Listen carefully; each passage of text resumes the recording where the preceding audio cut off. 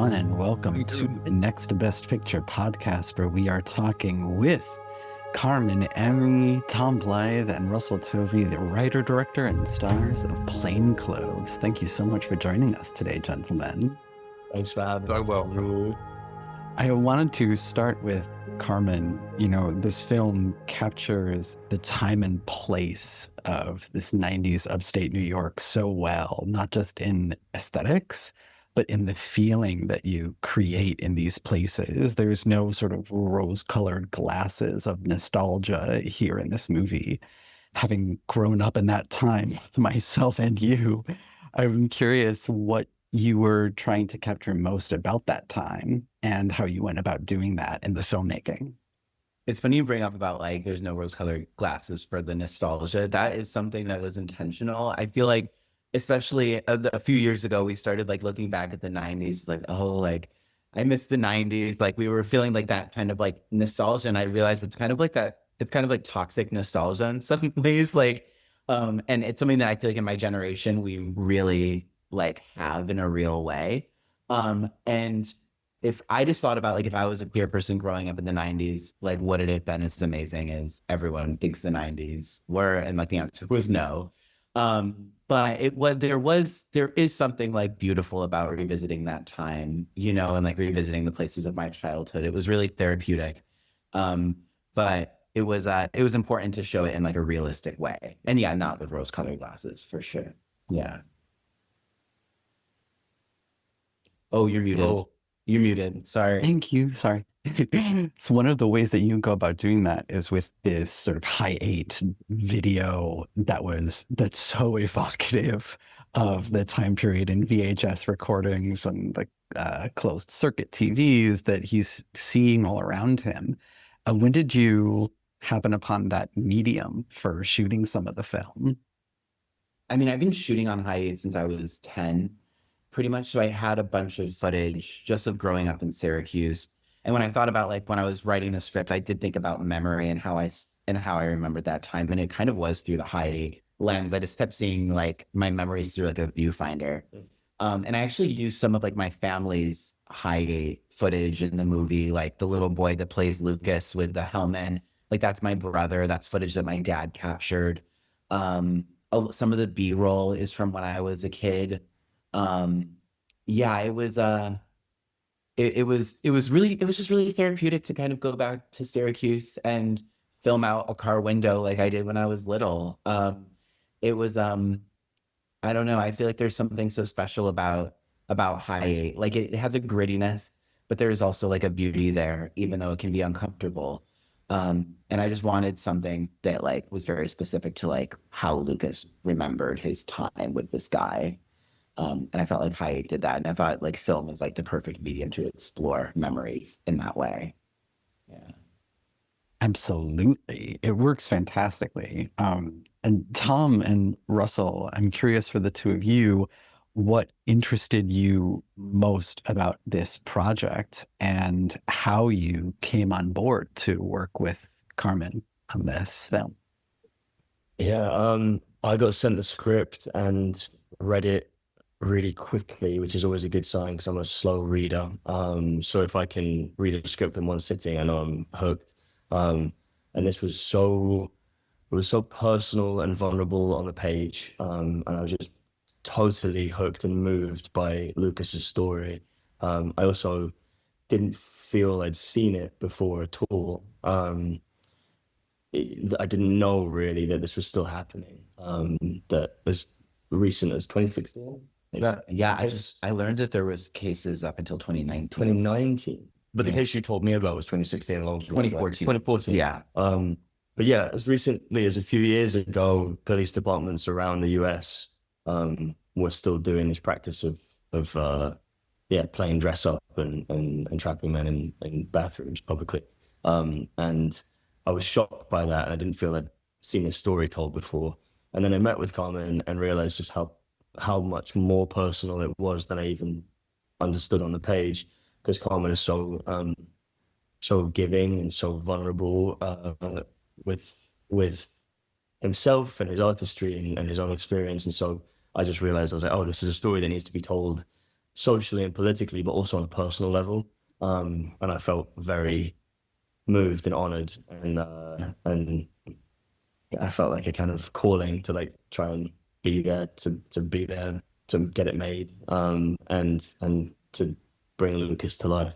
And yeah, I just kind of fell in love with Carmen as a person first, and then as a director and writer, and yeah, just it's been everything I hoped it would be.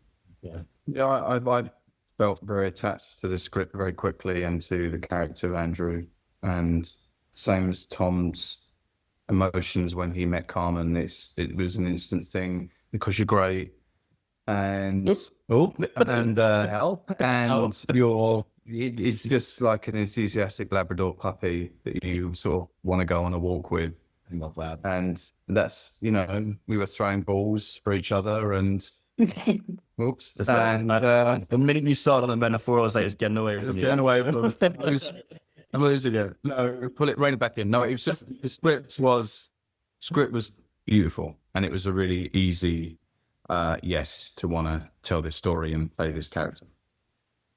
And Russell, you are no stranger to projects with these sort of intimate scenes on screen with yourself and another actor. I'm curious what Carmen did on set and in the lead up to filming that allowed you and Tom to create this incredible chemistry that you guys have and be in the moment for those scenes. I think it just felt safe fundamentally. And everybody was so respectful and kind, and there was a serenity that ran through. A unique thing that Carmen does, which I'd never experienced before, is he will play music, whether it be Lana Del Rey or it be a soundtrack that will feed through the rehearsals. And then if there's scenes where there's no dialogue, we can have that. And it's a hack that gets you into an emotional state, and the rest of the crew as well. You can see everyone reacting to them soundtracks. And then we had a great intimacy coordinator with Joey, and they came in, and it was like the most effortless choreography that you couldn't see all the steps, so that we both felt like we could really go there because we are so open and bare, but we felt safe to do that. And yeah, at no point did I ever feel uncomfortable, and I hope that you never felt uncomfortable. But I think it was it was got to say no, the audio podcast. Oh yeah, just No, my did time. you feel uncomfortable, Tom? Just silence. I'm crying. Not crying. Yeah, for the listeners at home. Not crying. He's holding a gun to my head. No, I felt incredibly comfortable and safe the whole time. More so than any other intimacy I think I've done on any other job. I think that's it. And I think we were. No, I was just gonna say. I think it's like it speaks to you two, like Russell and Carmen, and how giving you are as creatives, but also just like we were all on board with the vision. Mm-hmm. We were all on board with what was necessary to tell the story, and the intimacy in this film feels so necessary. It doesn't feel gratuitous.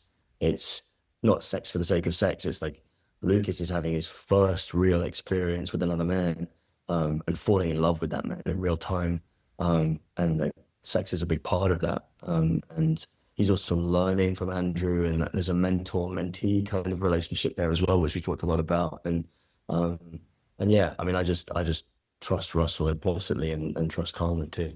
Yeah, and I feel like we were all on board to like show the clumsiness of your first experience, or any like first experience with someone new. I know that right now it's kind of like a trending thing, like for people not to want sets in film or something like that. But I what I really liked about how we handled it is how we really show how unglamorous it can be, which is not something I get to see a lot in movies. And I don't know. I'm really proud of those things and like the work we did there, because it feels very honest to like my experience, and I know other people's experience as well. I also think they're so intoxicated with each other, and they know that it's doomed to fail. You know, you can sense from me that it is done.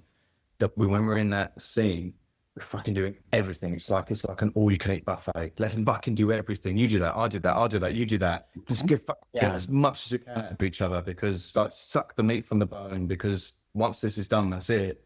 You know, if they were like romantic and they could take their time, it would be more like there's something so animalistic and I something. think it's romantic though.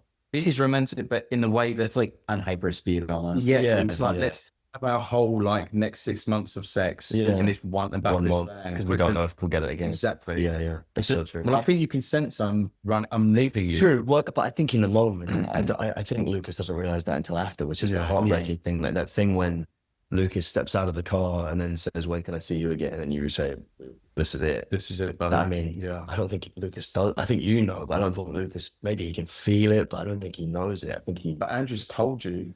I know, but he's. You said earlier that he's in lust, he's in love, he's attached. He's anxious. You know, we've all been there where you're blinded by the chemicals running through your body.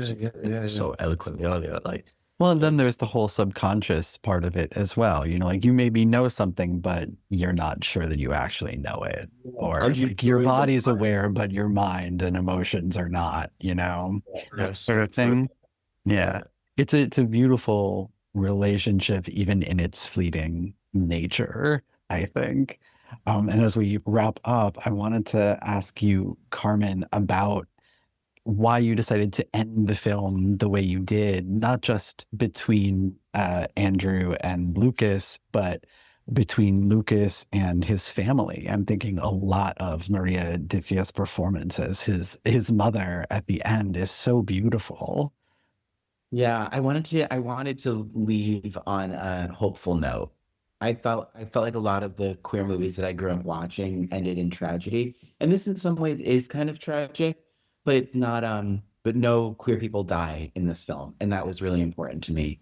I think that I just wanted to leave with a message of hope. And I thought Maria captured that so beautifully beyond like my wildest dreams.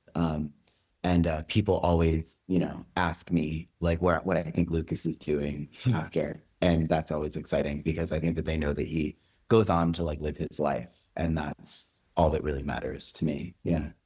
He maybe grows up to be a filmmaker making a film about his experience. Who knows? Yeah. That's writer. Yeah. Well, gentlemen, it's been an honor and a pleasure to talk with you today. Thank you so much for your work on the film, and thank you for speaking with us. Thank you. Thank you. Love your podcast. Thank you.